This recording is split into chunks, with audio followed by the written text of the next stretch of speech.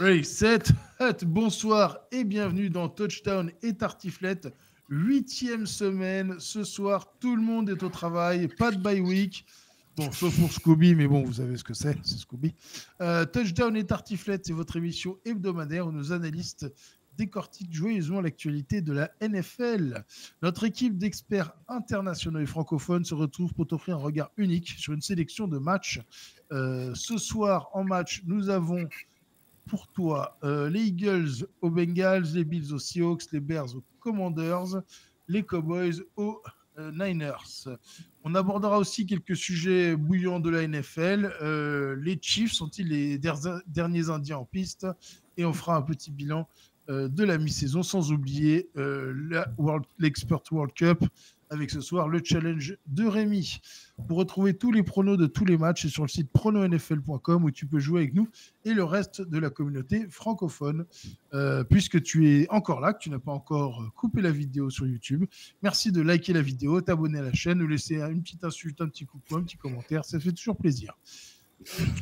Pour ma part, je suis en direct de Cleveland. Voilà, je suis aux USA. Il est midi ici. Voilà, donc je vais aller manger après ceci. Voilà, donc il a fallu. J'avais à peine atterri que le QB des Browns a disparu. Ça fait toujours plaisir, tu vois, de sentir qu'on a de l'influence un petit peu comme ça. Et je serai encore là dimanche pour le Browns Baltimore. Nous avons une tablée d'experts exceptionnelle, à commencer par notre illustre journaliste depuis plus d'une décennie, la star montante de M6. Il n'est pas encarté, mais il a bien plus d'expérience que tous ces paparazzis de merde. Il s'agit de Greg. Bonsoir Greg. Bonsoir à tous. On précise en off que limite, Rico précisait que je viens de rentrer dans le monde du journalisme. Donc, bonjour à tous. Je ne fais que passer. Non, tu es à présent M6, c'est le monde du journalisme qui tire. Ah bah oui, ça y est. Enfin, je sors de l'ombre. Le vrai journaliste. Voilà. Lui, il a écrit un bouquin, et ça, on le sait, on l'a tous ou presque sur notre table de chevet. Il s'agit d'Olivier Rival. Bonsoir, monsieur. Voilà, l'Amérique et le sport que vous trouvez dans toutes les bonnes boucheries ou maintenant sur le bon. Boucherie. Surtout en boucherie, ça marche très, très bien dans les boucheries. C'est notre expert belge qui, pour une fois, n'est pas le plus loin de la France ce soir. Il s'agit de Rémi. Bonsoir, Rémi. Salut Rico, salut à tous, content de vous retrouver. Et c'est un peu la caution noir et blanc de l'émission, la caution ancestrale, le Jurassic Foot, comme on appelle ça en France. Il s'agit de FMB. Bonsoir. Bonsoir à tous. Voilà. Bonsoir à tous. Sans plus attendre, les Chiefs seront-ils les derniers Indiens dans la course? Qui pourrait les battre? Comment ça se passe, Rémi? Bah écoute, les Chiefs sont plutôt pas mal partis cette saison. On voit que maintenant c'est la dernière équipe invaincue et on avait le droit de se poser pas mal de questions la semaine dernière. Je pense que de nombreuses personnes avaient pronostiqué les Niners. Force est de constater que les Niners ont été en dessous. Et si Hopkins vient de faire son arrivée fracassante du côté de Kansas City, ce qui pourrait être quand même un bel atout en l'absence de Rice et de gros receveurs du côté de Kansas. Donc j'ai tendance à croire que ça va être compliqué d'aller chercher cette équipe. On a quand même une défense qui tient la route. Certes, Mahomes ne fait pas sa meilleure saison, mais il dispose pas d'armes exceptionnelles. On en attend peut-être plus d'un Brophy, mais il pourrait se développer comme à la manière d'un Rice justement il y a quelques mois. Et donc je pense que c'est malgré tout, ils ont été souvent menés, souvent secoués, mais on a toujours eu l'impression que ces Chiefs étaient en mesure de l'emporter. Ils l'ont fait d'ailleurs à chaque fois cette saison. J'ai tendance à croire que peut-être dans quelques semaines, il y a un petit match compliqué du côté de Buffalo qui pourrait s'avérer intéressant. Je sais pas ce qu'en pense Olivier, mais je vois personne en mesure d'inquiéter cette équipe tant cette défense me semble en contrôle. On a Mahomes qui est capable de contrôler les matchs. Terminer la saison invaincue, c'est vrai que c'est assez compliqué, mais malgré tout, quand je vois la facilité entre guillemets avec laquelle ils ont remporté la rencontre face aux Niners, j'en viens à me poser des questions. Olivier, donc? Écoute, effectivement, les Chiefs restent les seuls avec une fiche parfaite. quand on regarde leur calendrier, il n'y a pas non plus énormément de gros matchs dans ce qui reste de leur calendrier. Il y a effectivement ce match à Buffalo le 17 novembre qui pourrait être très intéressant, mais c'est vrai qu'aujourd'hui, les Chiefs semblent, même dans des matchs où ils n'ont pas forcément dominé, où ça s'est joué à quelques points, ils arrivent toujours à s'en sortir. Donc, est-ce que c'est l'année où on va voir une équipe enfin faire une fiche parfaite et rejoindre les fameux Dolphins de 72 ou 73, je sais jamais laquelle année. 72, voilà. FMB était là, donc il pourra nous raconter. Et après, il y a aussi le fait que peut-être qu'en fin de saison, les Chiefs n'auront pas forcément grand-chose à gagner vu comment c'est parti. Donc il y a par exemple le match à Pittsburgh le jour de Noël où Pittsburgh pourrait avoir plus à gagner que les Chiefs ce jour-là. Mais effectivement, c'est toujours très très compliqué de faire une fiche invaincue. Mais cette année, les Chiefs ont peut-être l'occasion de le faire. FMB, puisque tu étais là, tu vas en parler un petit peu? Oui, non. Alors moi j'ai peur, oui, parce qu'effectivement, je ne peux plus compter sur les Bills, parce que cette année, c'est n'importe quoi. Et j'ai peur quand je vois le calendrier, là, je me dis, oui, ils peuvent rejoindre les Miami Dolphins de 72. Mais bon, je ne pense pas qu'ils gagneront le Super Bowl, mais je pense peut-être qu'ils peuvent sortir invaincus de la saison régulière. Tu t'es endormi à 8h30 dimanche, François, non? C'est ça la vieillesse, on s'endort devant la télé avant la mi-temps. Le problème, c'est que les Bills, ils sont soporifiques pendant une mi-temps, ils se réveillent quasiment dans le dernier carton, un peu comme au basket. Bon. Moi, Miami, il y a de la constance, je suis d'accord avec toi. Voilà. La constance en descendant. Moins ils descendent chaque année. Là, on n'a plus de QB, donc c'est bien. C'est bien. Non, après, moi, j'ai quand même un petit espoir. Alors, ça va vous faire super rire, j'en suis sûr. Mais c'est Denver. Denver. Allez. T'as pas fait rire grand monde, hein? Non. Bah si, ça fait rire. Regarde Rémi. C'est beau d'y croire, j'aime bien. J'aime bien ton amour pour Bonix en tout cas. Ça fait Wisman qui nous dit que c'est le plus grand quarterback de tous les temps. On devait venir. Ou Houston. On ne sait jamais. Ouais. Mais Houston, malheureusement, c'est à Kansas. Ouais. C'est à Kansas. Les deux, c'est à Kansas. Même Denver, c'est à Kansas. Mais ils vont à Denver pour la dernière journée. Ouais. Yellow, tu veux rajouter quelque chose? Non, je pense qu'il y a pas mal de noms qui ont été cités dans les équipes. Oui, en effet, Houston à domicile, oui, c'est ça. Houston à domicile sur un match où potentiellement les Chiefs seront déjà qualifiés au mois de décembre, c'est une possibilité. J'ai également coché Buffalo parce que je pense qu'il y a des armes qui sont assez similaires malgré tout, avec une bonne défense, un bon QB. Enfin, ça reste quand même assez homogène, même si les Bills sont en effet à réaction sur pas mal de rencontres cette année. Il y a toujours ce coaching staff qui est capable de s'ajuster. Et je pense que face à ces Chiefs, cela, c'est quand même pas forcément négligeable. Et puis oui, après, pourquoi pas peut-être les Chargers sur match retour. On a vu qu'ils leur avaient posé des problèmes à l'aller.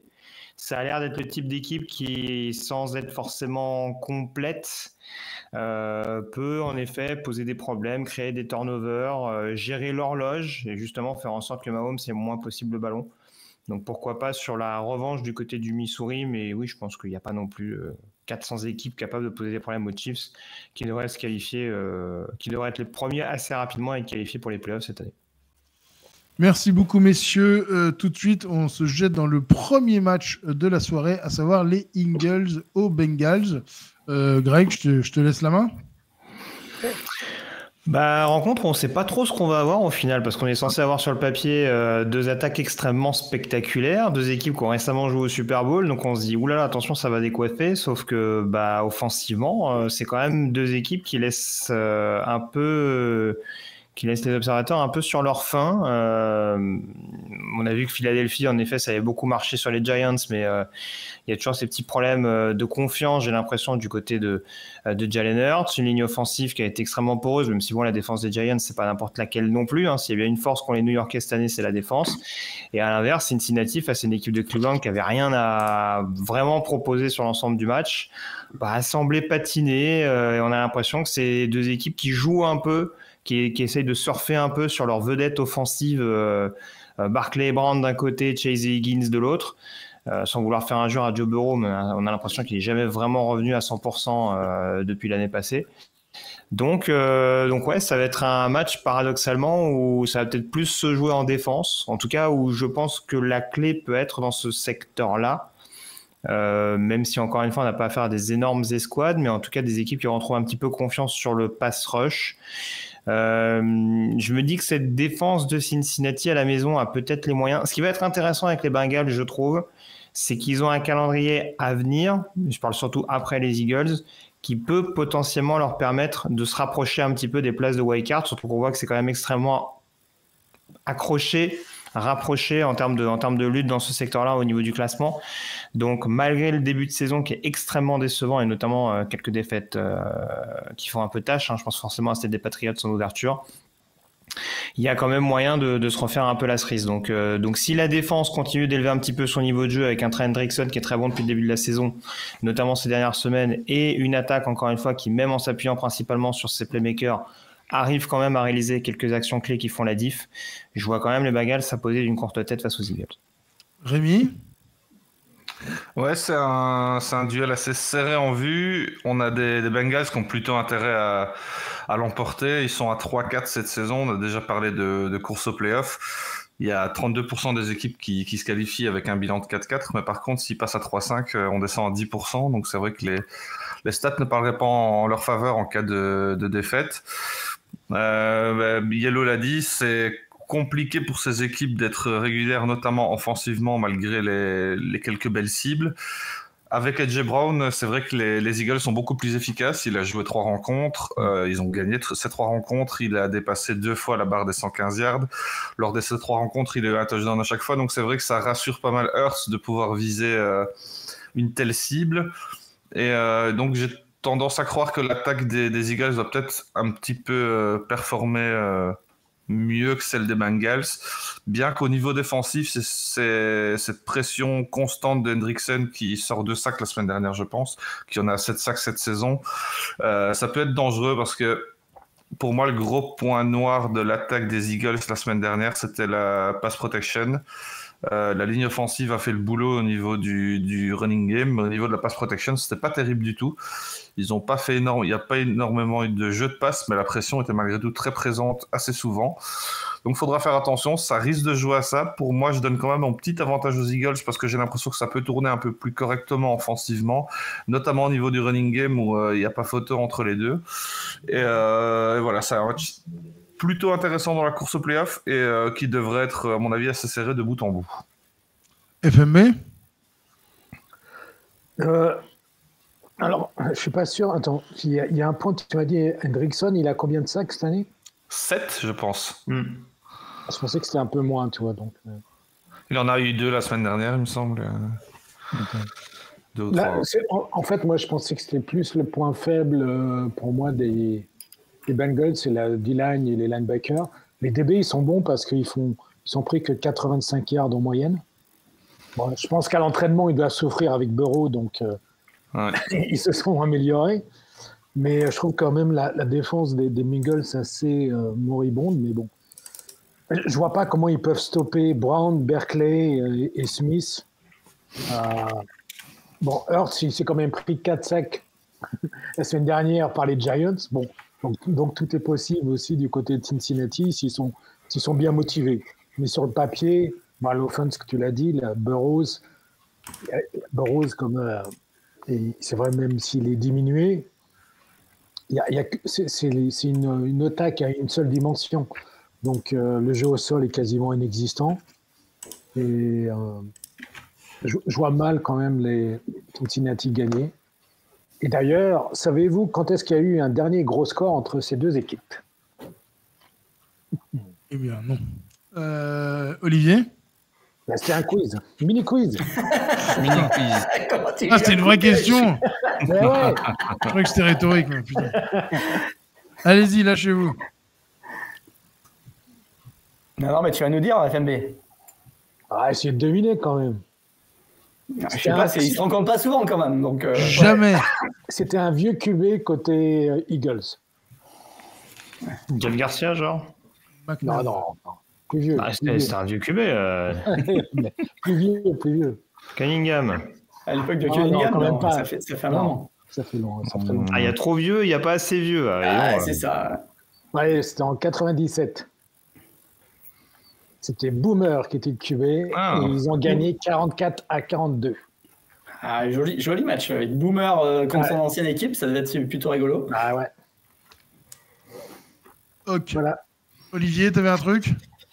Écoute, moi je trouve que vous êtes quand même un petit peu sévère avec Cincinnati parce que quand on regarde comment ils perdent cette année, ils ont perdu 4 matchs, mais si vous faites le total des points d'écart, ça fait 15 points. Donc ils sont toujours dans la course, ils ont même été dans la course contre les Chiefs.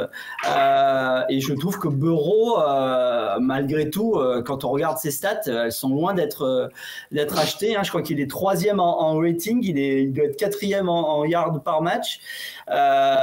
Et en fait, il court peut-être pas, mais il n'y a pas grand monde qui arrive à les arrêter malgré tout à la passe. Alors effectivement, ils ont souvent perdu de quelques points et ils ont peut-être un problème de gestion de fin de match et de jouer sur les matchs serrés. Mais je pense qu'à la maison, ça devrait passer. Alors les Eagles, effectivement, ils ont quand même cette force physique et le jeu de course qui peut jouer. S'ils arrivent à s'installer, s'ils sont devant au score, ils auront peut-être moyen de faire quelque chose. Mais pour moi, je vois Cincinnati quand même plutôt favori dans ce match. Merci beaucoup, Olivier. Deuxième thème de la soirée, qui est pas un petit thème. Une semaine sans bye week, Rémi proposait qu'on fasse le bilan de la mi-saison. Alors peut-être pas équipe par équipe, mais un peu votre sentiment général sur la saison so far. Olivier. Écoute, alors, si on regarde par conférence, dans l'AFC, on retrouve quand même des équipes qui se détachent et qui ne sont pas forcément très surprenantes et qu'on attendait, que ce soit les Chiefs, les Bills, les Ravens, les Texans. Mais alors derrière, c'est assez bordélique. Il y a encore beaucoup d'équipes qui peuvent s'en sortir parce qu'il y a pas forcément. Je trouve qu'il y a une grosse marche entre ces 4 équipes et la suite. Et puis derrière, on se retrouve avec des équipes comme les Raiders, comme les Broncos, comme les Colts, les Steelers, qui sont clairement dans la course aux playoffs et qui sont quand même pas, c'est pas des nouveaux de jeu ébouriffants. Donc ça reste très très ouvert dans la NFC. Je dirais même que si toi revient rapidement, Miami a même encore une chance d'aller gratter une place de wildcard compte tenu de leur potentiel. Donc c'est vraiment très très ouvert. Alors que dans la NFC, c'est un peu à l'inverse de ce que j'imaginais en début de saison, parce que là, je trouve qu'il y a déjà beaucoup de pression sur certaines équipes. Il n'y a plus tellement de droit à l'erreur pour pas mal de monde, parce que quand vous avez les Lions, les Vikings, les Packers qui seront là au final, je vois pas comment ils pourraient pas être en playoff. Vous rajoutez les Commanders qui font une saison quand même assez intéressante et que je vois pas décrocher. Derrière, vous rajoutez des équipes comme les Bears, les 49ers, les Eagles, ou les Buccaneers. Vous avez quand même des équipes qui ont des effectifs, qui peuvent faire des gros matchs, qui peuvent battre un peu n'importe qui sur un match. C'est très très dense et il faut pas oublier là-dedans qu'il faut rajouter le futur vainqueur de la NFC West, qui peut, ça se trouve, aura même pas un bilan positif en fin de saison vu comment c'est parti dans cette division, mais qui va prendre un spot de play-off. Donc en NFC, c'est quand même chaud bouillant, je trouve. Ouais. Quelqu'un? Ouais, je suis assez d'accord avec ce qui a été dit, mais ça va être très intéressant parce qu'on pourra avoir 4 équipes qualifiées dans la même division. du côté de la NFC. Pour l'instant, si je ne dis pas de bêtises, c'est le cas d'ailleurs. Les Bears sont derniers de leur division avec 4-2, mais je pense qu'ils doivent être en 7e place. Ouais. Et donc, c'est vrai que ça va se bousculer sévèrement pour arracher ces derniers tickets. Je pense notamment aux Niners qui réalisent quand même un début de saison au niveau des résultats qui est plus que moyen, qui est même inquiétant. Un bilan de 3-4 avant un match dont on va parler tout à l'heure face aux Cowboys. C'est vrai que c'est relativement inquiétant. De l'autre côté, ça a l'air de se dessiner assez clairement pour les 4 voire 5 premières places, parce que je pense que les Steelers ont trouvé un rythme de croisière assez sympa. À mon avis, ils ne suivront pas celui des Chiefs, des Texans et des Bills, mais ils seront sans doute la 5e équipe à décrocher un ticket. Après, c'est vrai que les Bengals sont toujours en course. Miami, comme tu l'as dit, est toujours en course en cas de retour en forme de Tua. Pourquoi ? Parce que devant, je sais qu'ils devront passer les monstrueux Denver Broncos, craints par FMB, mais malgré tout, ça me paraît abordable. Les Chargers ne sont pas non plus imprenables cette saison, loin de là. Et au final, est-ce que c'est peut-être un peu plus compliqué pour eux, mais est-ce que des Jets, s'ils ne cliquent pas un peu offensivement et s'ils commencent pas à bien tourner, est-ce qu'ils peuvent pas aussi aller arracher une 7e place ? Ça reste pour moi très très très très très ouvert de ce côté-là. Greg ? Non, pas grand-chose de plus à rajouter. Moi, je dirais pas que c'est propre à cette saison, et moi, ce que je note le plus quand même, c'est les blessures non négligeables depuis le début de la saison qui impactent beaucoup d'équipes. Alors, je pense que le mal était beaucoup plus profond chez les Browns, même si très clairement, notamment offensivement, c'était boucherie, et bien avant la blessure de Deshaun Watson. Maintenant, c'est sûr que quand tu vois des équipes comme Miami, comme Jacksonville, comme les Rams, c'est compliqué à l'heure actuelle de juger vraiment du vrai niveau de cette équipe-là, de se dire est-ce que c'est vraiment une année où il n'y a rien qui fonctionne, ou est-ce que vraiment ils sont trop tributaires d'une infirmerie qui se vide. Les blessures, ça fait partie de la NFL. Mais quand ça t'impacte au niveau où ça a impacté certaines équipes, notamment les Rams par exemple, qui je pense valent beaucoup mieux qu'un bilan de 2-4 si je ne me trompe pas sur leur fiche. Voilà, c'est plus ce que je retiens en premier lieu, au-delà de ce qui a déjà été mentionné. FMB, on va rajouter ? Ouais, moi je suis quand même déçu par quand même. Alors, ok, il y a des blessures, mais il y a toujours eu des blessures au football américain. Il y a quand même une certaine dépendance de certains joueurs. Comme tu as, je vois pas pourquoi il est si important. Watson, il a rien fait aux Browns, donc qui joue ou qui joue pas, à mon avis, ça va rien changer. Le truc, c'est qu'on dit Tua est important aux Dolphins, sauf que pendant des années et des années, on a dit que ça tournait que grâce à Tyreek Hill. On se rend compte que même si Tyreek Hill est là, quand Tua est pas là, c'est plus compliqué pour lui donner les ballons, surtout quand tu as des quarterbacks double menace, quoi. Ouais. Mais je pense que c'est pas un joueur qui doit faire la différence dans une équipe, sinon tu vas pas très loin. Merci beaucoup, FMB. Ce match, il l'attendait, donc on va lui laisser la parole. Olivier, est-ce que tu peux nous parler du Bills Seahawks un petit peu ? Je peux t'en parler. Après, est-ce que je vais vraiment être très pertinent ? C'est compliqué. Parce que si tu veux, avec les Bills, c'est un peu à l'exemple de ce qu'on a vu contre les Titans la semaine dernière, c'est qu'on ne sait jamais sur quelle équipe on va tomber. C'est un peu Jekyll and Hyde version NFL. Ça peut être absolument effrayant dans le plus mauvais sens du terme, comme on l'a vu en première mi-temps où l'équipe était vraiment insipide et incapable de créer quoi que ce soit, en tout cas du côté de l'attaque. Ou alors ça peut être une équipe qui est archi dominante et qui marche complètement sur l'adversaire, comme ça elle a été pendant la deuxième mi-temps, où ils ont joué un petit peu complètement au-dessus de tout. Ils étaient en feu sur plein de choses et tout ce qu'ils essayaient, ça fonctionnait. Donc c'est très très compliqué aujourd'hui de se dire sur quoi on va tomber avec les Bills. Ils peuvent être vraiment impressionnant comme médiocre à certains moments. Donc là, contre une équipe de Seattle à Seattle, c'est pas toujours évident d'aller faire des résultats là-bas.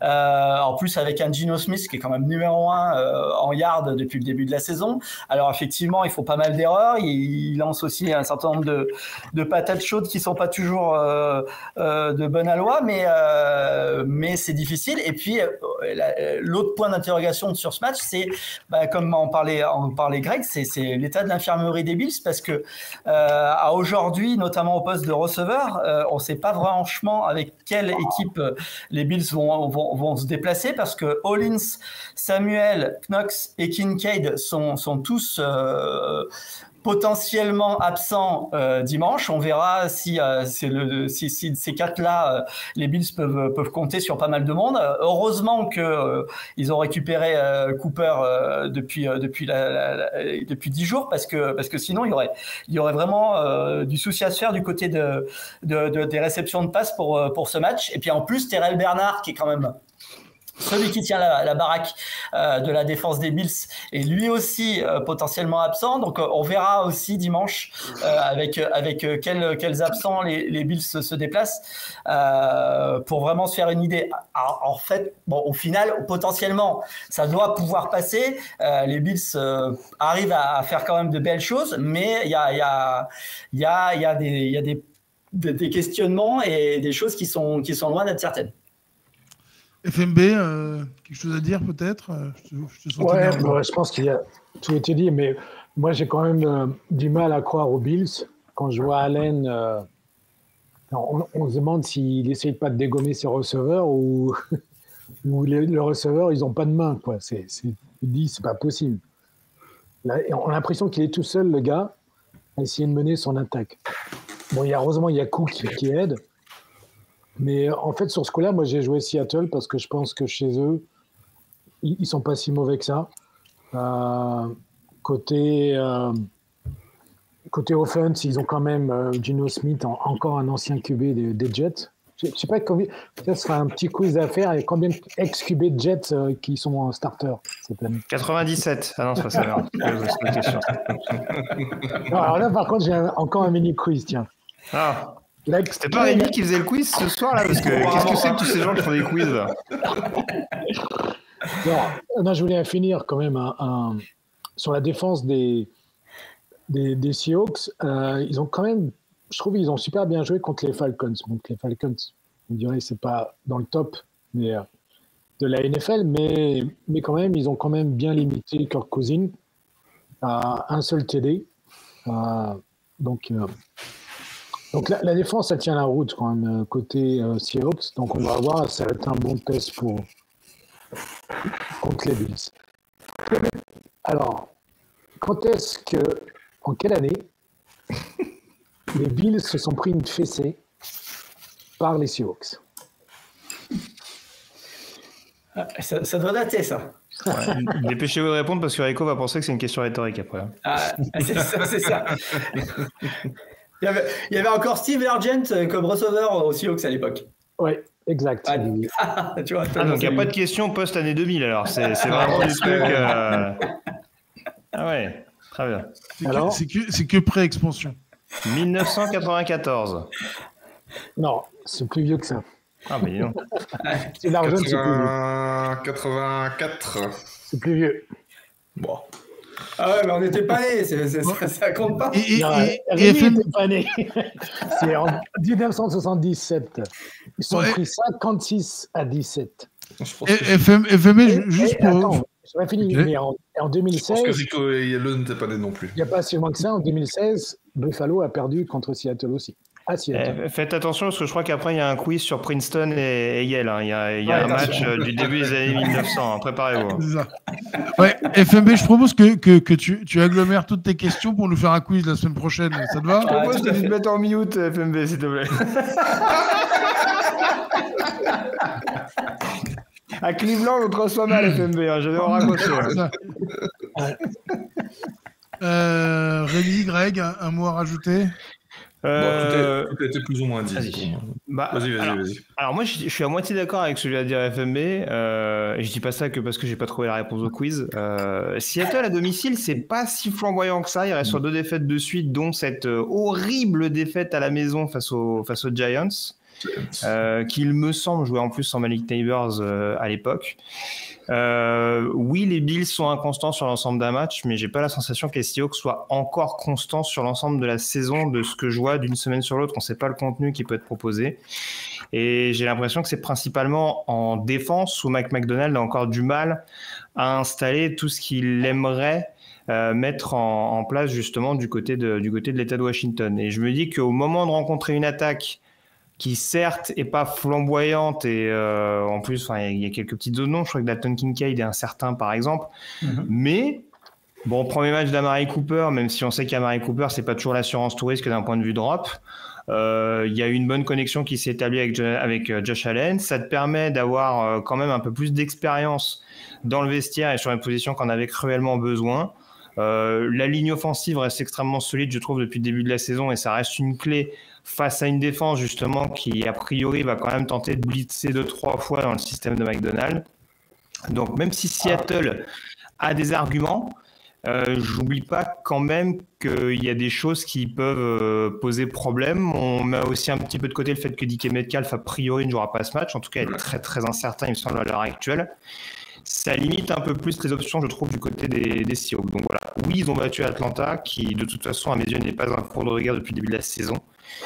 Pour moi, c'était limite un hold-up, même en ayant marqué 36 points, d'avoir battu Tampa Bay en prolongation il y a 15 jours.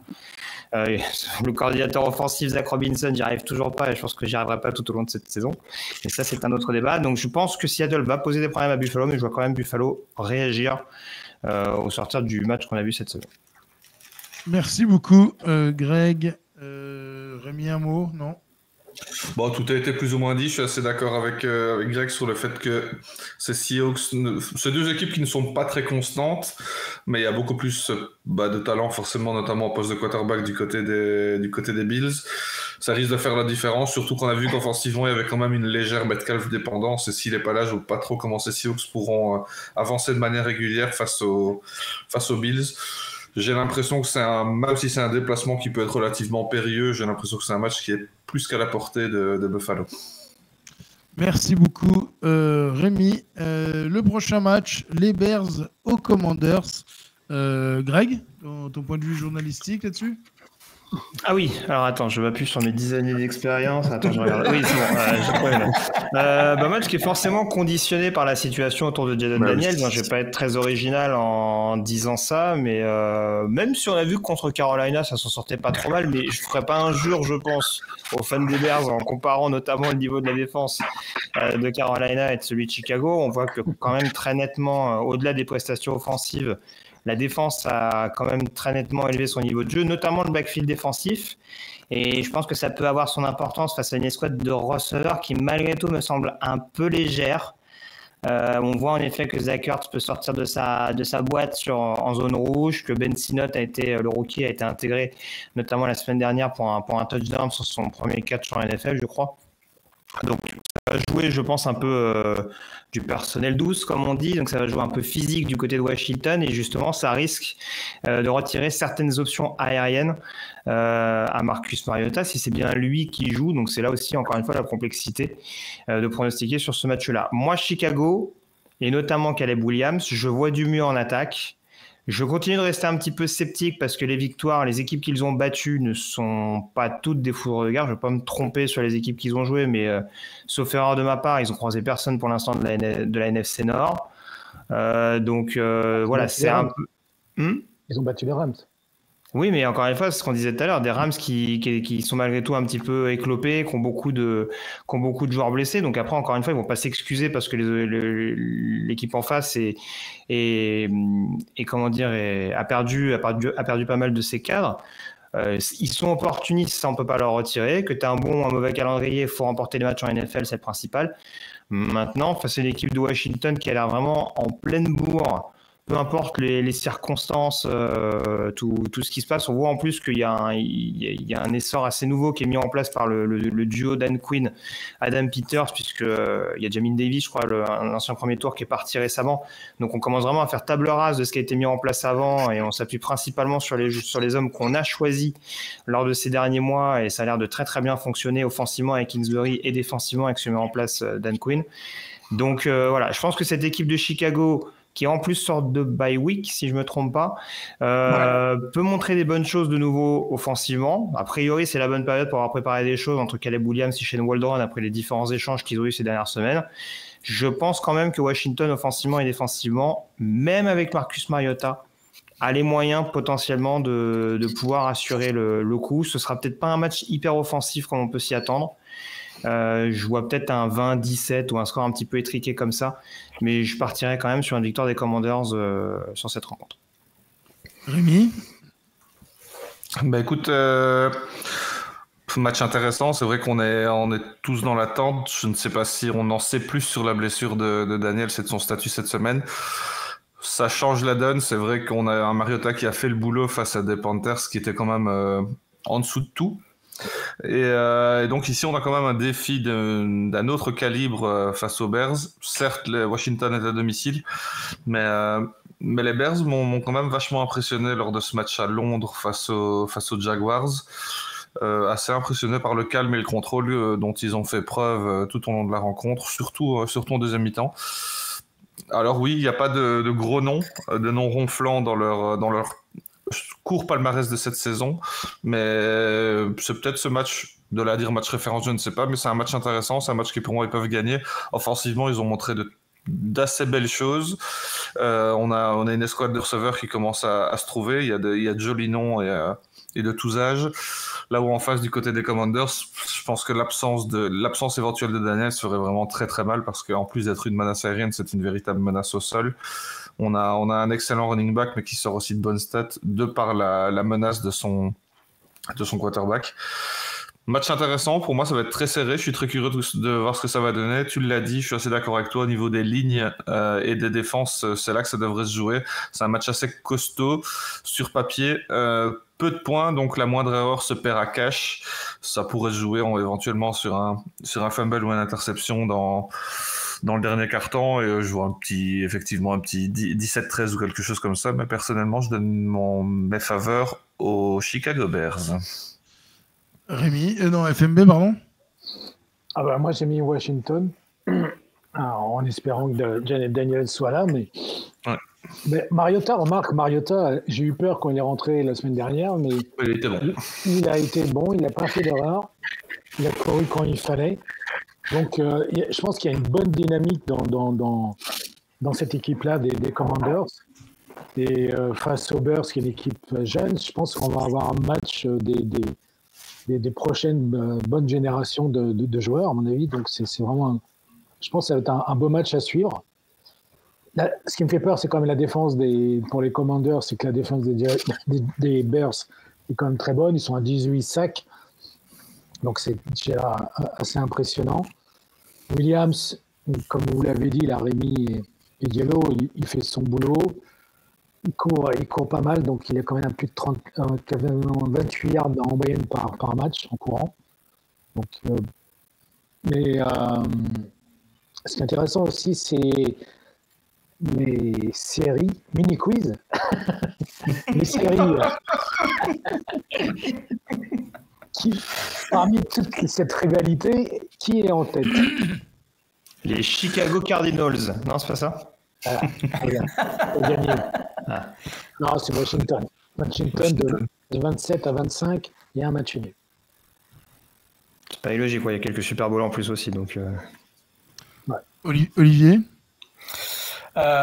Écoute, pas mal de choses ont été dites. Effectivement, ça serait dommage qu'on n'ait pas le duel, Daniels-Williams entre les deux quarterbacks rookies qui sont le plus sous les spotlights en ce début de saison. Donc, j'espère qu'on verra ce match. C'est vrai que si Daniels n'est pas là, les Bears auront peut-être un léger avantage, notamment parce que, comme vous l'avez dit, leur défense est est assez bonne et assez impressionnante depuis le début de la saison.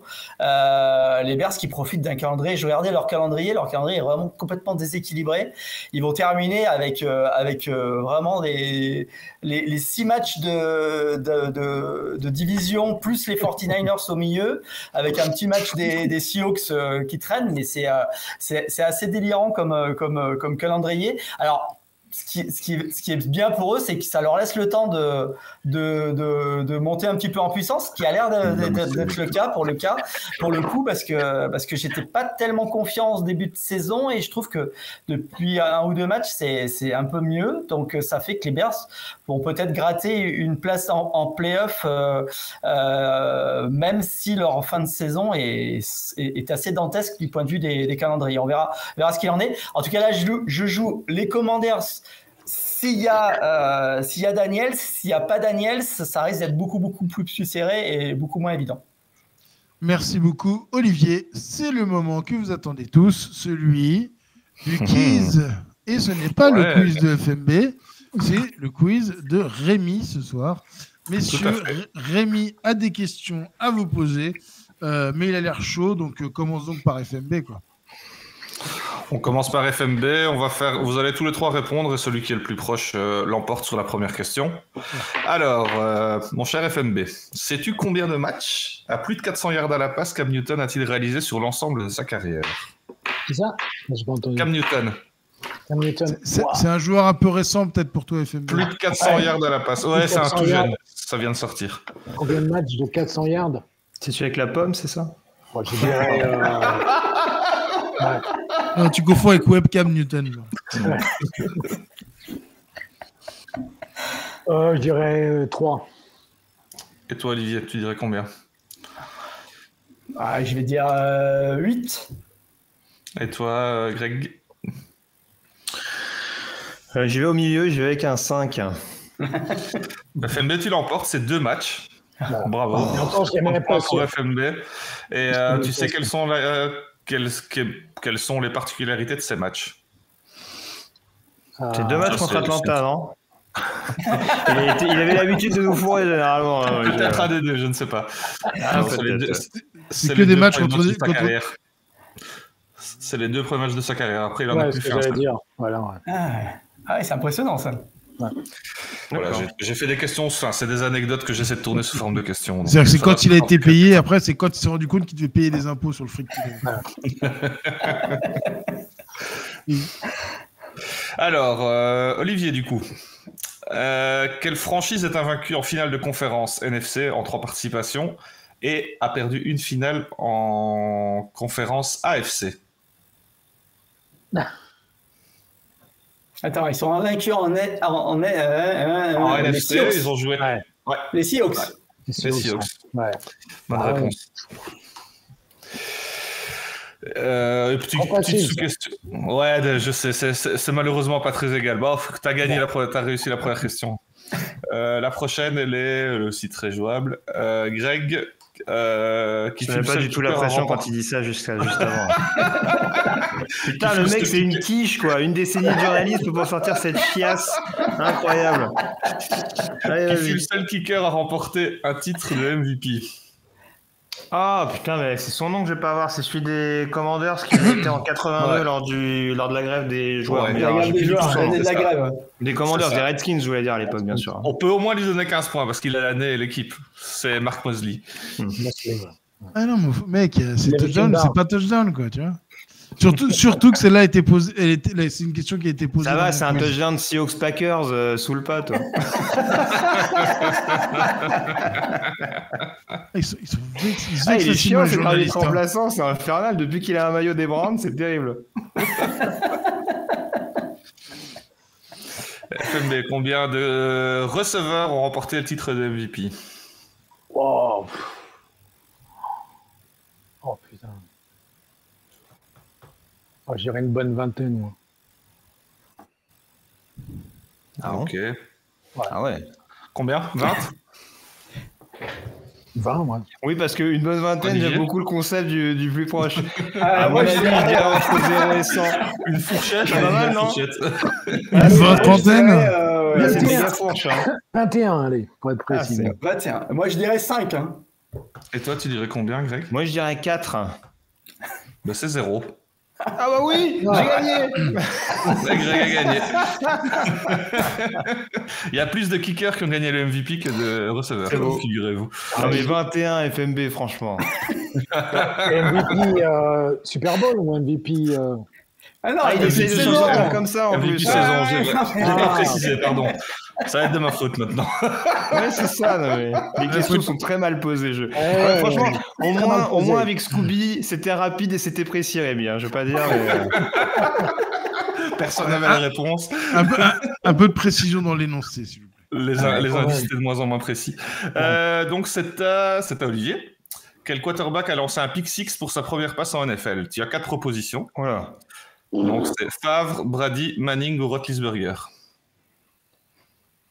Sa toute première passe en NFL. Ah, je dirais Manning. C'est Brett Favre. Et une petite sous-question. Tu Non, peux c'est Favre. peut-être regagner Ouais. quelques points. Ah, mais je perds toujours avec Favre dans les quiz. Non, mais c'est Les- vrai, c'est la vrai, dernière, c'est c'était une vrai. catastrophe. Attends, Tu sais qui a réceptionné sa première passe réussie? Brett Favre? C'est quoi? Il faut que je donne le nom du défenseur qui a pris le pick. Non, six, non, non, oui. non, non, sa première passe réussie positivement, on va dire. Ah, je je sais. Ah, c'est pas un des 21 vas-y, receveurs Marque les MVP? points, FMB. Non, je C'est sais pas un des 21 C'est receveurs lui-même, MVP c'est qui a lui-même. réceptionné le ballon? C'est lui-même, exactement. lui-même. C'est lui-même, ouais. Alors, mais c'est Bravo, pas FMB. vrai. magnifique. mais- Ah, Quelle celle-là, elle est carrière, belle, Brett celle-là. Favre. Quelle Celle-là, carrière. elle est belle. Alors, Greg. Mhm. Tu sais Elle est quelle était facile, la celle-là. particularité du kicker Tom Dempsey? Ah, et Il tu le était fais aveugle. spécial kicker pour toi. Ah, malheureusement, le hasard du tirage au sort est très kicker Ah, pour je toi. sais, je sais. Il était cul-de-jatte. Non, ça marche pas? C'est un peu ça. Ouais, moi, je Je sais. sais, aussi, je sais. Il avait 2 pieds gauche. Non, Ah, 8 Non, orteils. C'était le Jason il avait pas Pierre-Paul d'orteils. des membres Tu te il lui Ouais, inférieurs. manquait, il lui manquait des orteils. Il lui manquait des Il orteils. n'avait pas d'orteil. Il lui manquait des quoi? orteils. Il avait une chaussure spéciale Ouais, pour. il manquait Il avait des pas d'orteil. Il avait pas Chaussure d'orteil. carrée. Et donc, Il c'est avait un pas gars qui a d'orteil. fait un. Ouais. Non, il a donc son pied de tir, il avait pas d'orteil. Il avait Une une chaussure on a un il invité avait en une plus. chaussure qui était plate au bout là. Voilà. C'était. Ouais, c'est ça, ouais. Et donc, il Ouais. avait une toute petite chaussure et ça lui a permis de faire un field goal de 63 yards et d'être le record du plus long field goal pendant 43 ans. À l'époque. Rassure-moi, Olivier, c'est pas dans ton livre, hein, parce que j'ai pas encore tout lu. Ça l'est peut-être, mais je pense pas. Non, je pense Ah, pas. d'accord, très bien, bon, ça. Alors, c'est à FMB qui était le meilleur punt returner de Washington en 1974. C'était à ton époque, ça, pour le coup. 74, si. Ouais, Ah, les 74. les questions sont mal posées. Hein. Ouais, Il y a un accent qui fait grésiller le micro. Ouais, On voit que ça n'a pas été écrit par un vrai journaliste, tout ça. Ah, non, Alors que je suis journaliste aussi, malheureusement. il faut Google Trad. Je pense,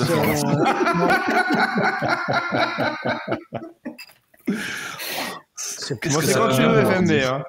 Bah attends, j'ai réfléchi. Non, c'est Tu pas sais 74. qu'avec le C'est pas green. micro-emploi, il y a des Pakistanais qui vont t'écrire ton quiz pour 4 €. Hein. Ouais, c'est ça. Je peux proposer un nom ou pas? Mais je pense que c'est trop ancien. C'est pas Green, c'est pas Little Trent Johnson non plus.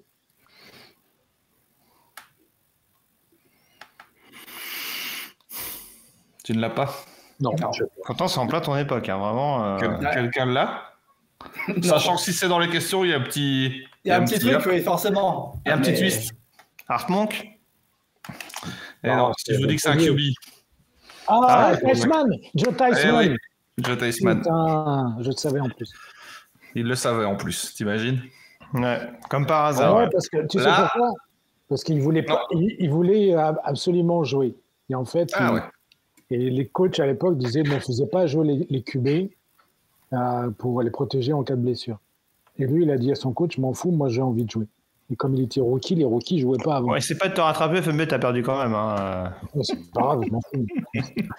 Moi, je vous apprends quelque chose demain soir. Ah, Donc il était QB remplaçant et il retournait les punts, c'est ça? Ouais. Le truc. d'accord. Ok. Alors, pour l'instant, c'est FMB qui est en tête avec 75 points. Greg et Olivier en ont 35. Voilà. Mais je n'ai pas tout probablement raté. Ah bon, c'est pas trop comment ça marche. Hein, non. Ah, Greg, ouais, ouais. tu viens pas souvent, mais nous non plus, on ne comprend pas. Eh, hein. t'es à Cleveland ou en URSS, Rico, là? Parce que c'est bizarre ce que tu nous dis, là.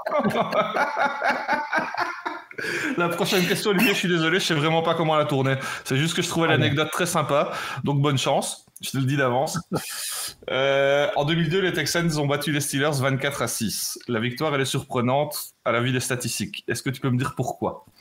Tu dois pas être très précis, naturellement, mais... 24-6 pour les Texans, avec une stat à la con.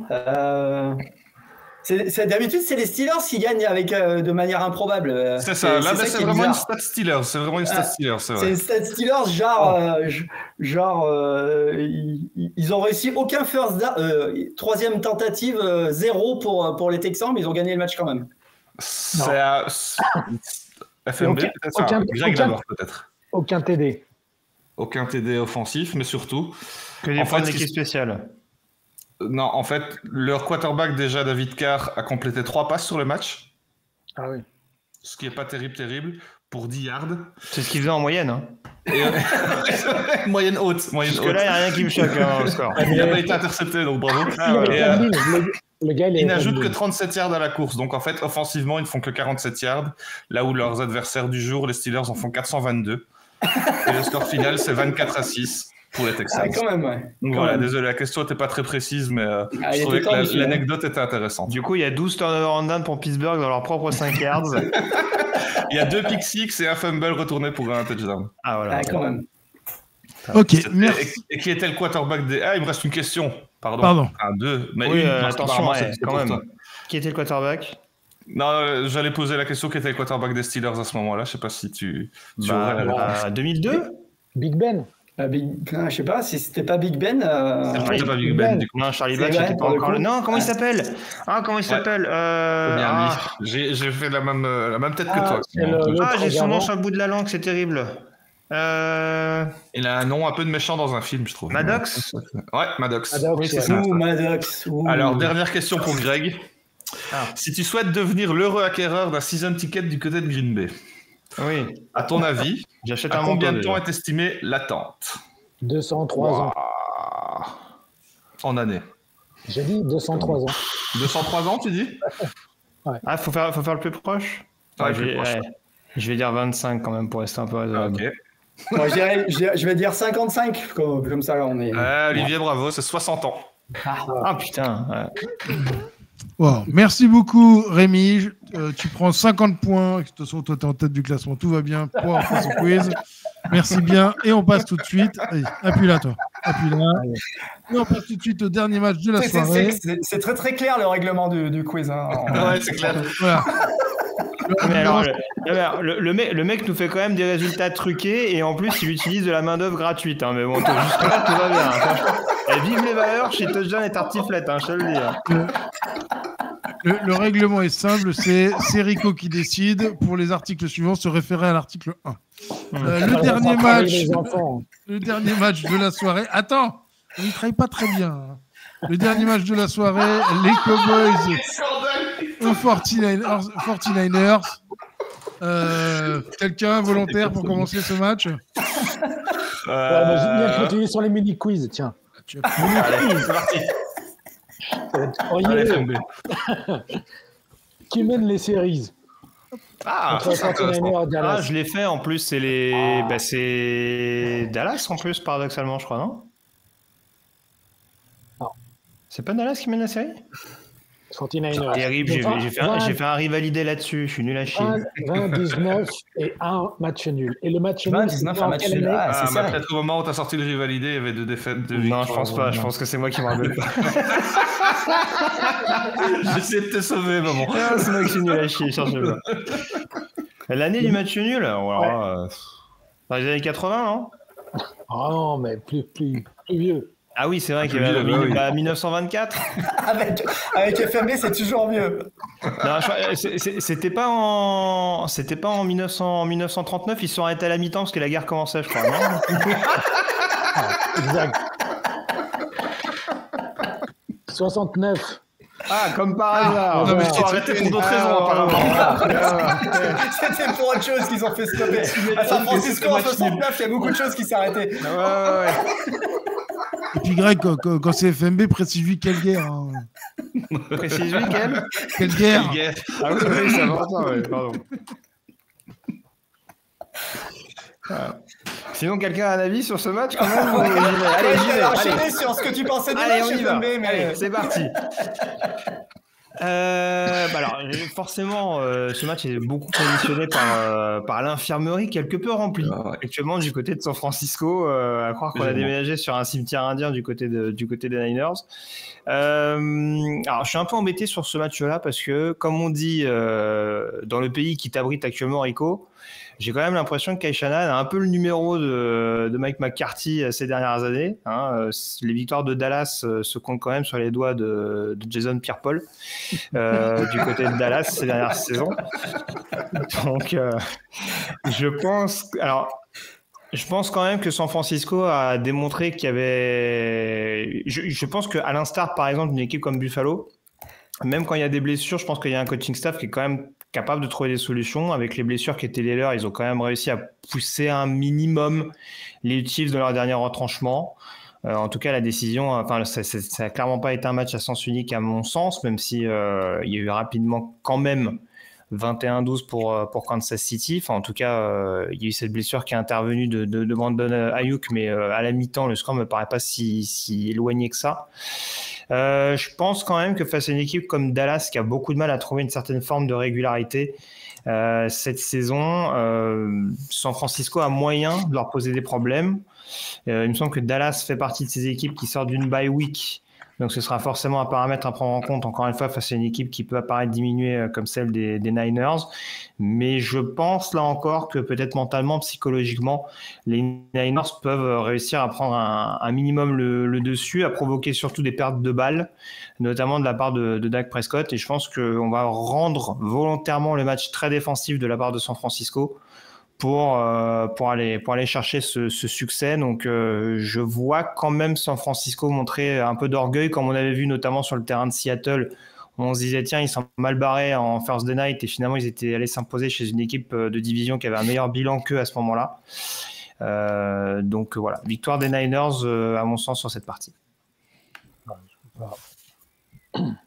Rémi? Assez d'accord avec ça. Je pense que les Niners ont les armes, malgré une infirmerie plus que pleine. Ça devient un peu compliqué à ce niveau-là aussi. Le retour de Pearsall pourrait peut-être faire un petit peu de bien. On a un rookie qui revient. Il a joué la semaine dernière. Je pense qu'il a eu sa première réception la semaine dernière. Ça pourrait être utile pour Purdy de pouvoir compter sur lui. Au niveau du running game, je trouve que Mason a fait du très bon boulot et la ligne offensive s'est plutôt bien comportée cette saison. La semaine dernière, c'était plus compliqué face à cette défense des Chiefs, mais on sait qu'elle est difficile à manier. On a vu un Purdy un petit peu perdu, justement. Ouais. Il fait son moins bon match et de loin avec 3 interceptions. C'est plus que ce qu'il n'avait balancé d'interceptions cette saison. Donc, je pense que c'est un match à oublier. La défense de Dallas peut être un défi, mais je pense que ce sera moins le cas. Et Dallas, oui, il y a une semaine de repos, certes, mais malgré tout, je les ai trouvés quand même très, très, très moyens ces dernières semaines. On a une équipe qui ne tourne pas. Il y a des noms, certes, mais ça ne tourne pas vraiment. Au niveau du running game, c'est pas terrible non plus. Pour moi, ça manque d'armes. L'équipe n'est pas assez équilibrée. Là où les Niners ont réussi à combler pas mal d'absences au final, parce que oui, le bilan est compliqué, mais j'ai l'impression qu'ils auraient quand même pu l'emporter, en tout cas dans leurs 6 premières rencontres. Le bilan de 3-3 était un peu sévère. La semaine dernière, c'est moins le cas. Donc voilà, l'absence de McCaffrey, mine de rien, a été comblée de bien belle manière. On a une équipe qui est en besoin de victoire parce qu'ils ont un statut à défendre, c'est 49ers. Certes, du côté des Cowboys, on a aussi besoin de victoire, mais j'ai l'impression que cette saison s'annonce beaucoup plus compliquée. Donc voilà, petit avantage aux Niners qui pour moi sont encore dans l'espoir de pouvoir lutter pour une place en play-off. On ne pensait pas dire ça en semaine 7, mais voilà. Ouais, je vois pas comment Dallas peut gagner. Hein. Les Cowboys... Nos amis Cowboys d'Olivier, vu l'état de la défense, qui sont déjà 31e, je crois, au niveau de la défense, ils ont un record en nombre de fautes, de pénalités. Personne manque vachement, je trouve. Le coaching n'est pas top, il n'y a rien de plus. Même si, côté 49ers, il y a Ayuk qui est out et CMC, je ne sais pas si un jour il va revenir, mais C'est vrai qu'il manque. Je pense que Cette semaine, en tout cas. CMC manque vraiment à la dimension des 49ers.